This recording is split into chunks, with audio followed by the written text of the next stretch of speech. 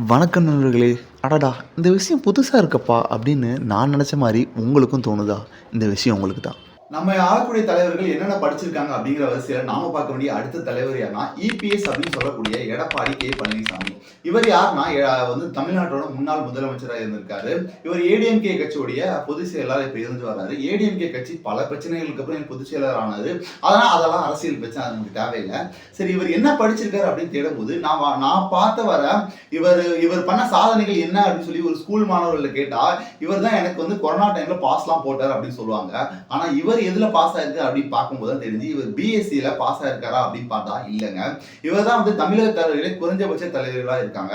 ஸ்ரீ வாசுகி கல்வியியல் கல்லூரியில பிஎஸ்சி படிச்சிருக்காரு 1976ல. ஆனா படிச்சு முடிக்கலன்னு ஒரு வெப்சைட்ல போட்டிருக்கு.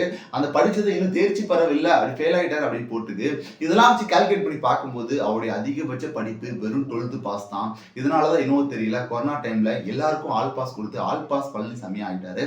சரி, இவரை போல நிறைய தலைவர்கள் பத்தி நான் சொல்றேன், வெயிட் பண்ணுங்க. அடுத்து என்ன தலைவர்கள் வேணும் அப்படிங்கிறது கமெண்ட்ல சொல்லுங்க.